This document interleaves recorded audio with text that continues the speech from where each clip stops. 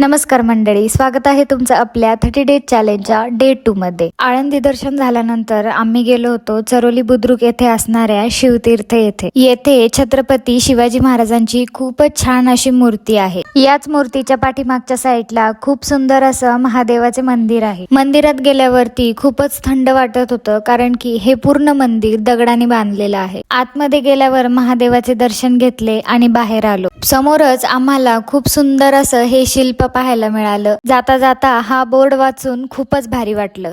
त्यानंतर आम्ही आलो होतो छत्रपती संभाजी महाराजांचे समाधीस्थळ असणाऱ्या तुळापूर येथे। इसवी सन 1689 मध्ये मुघल बादशाह औरंगजेबाने छत्रपती संभाजी महाराजांना फसवून पकडले आणि त्यांना तुळापूर येथे आणले। महाराजांवर धर्मांतराचा प्रचंड दबाव आणला, परंतु महाराजांनी हिंदू धर्म, स्वराज्य आणि स्वाभिमान यांच्यासाठी कधीही झुकण्यास नकार दिला। त्यांच्यावर अमानुष अत्याचार करण्यात आले, परंतु त्यांनी धर्मांतर स्वीकारले नाही। 11 मार्च 1689 रोजी महाराजांना वीरमरण आले। आजही तुळापूरचा संगम छत्रपती संभाजी महाराजांच्या बलिदानाची जिवंत साक्ष देत। नदीच्या काठावरच संगमेश्वराचे मंदिर आहे। महादेवाचे दर्शन घेऊन बाहेर आलो। बाहेर आल्यावर गणपती बाप्पाचे दर्शन घेतले। बाकी तुम्हाला हा व्लॉग कसा वाटला आम्हाला कमेंट करून नक्की सांगा। भेटूया पुढच्या व्लॉग मध्ये, तोपर्यंत जय शिवराय, जय शंभूराजे।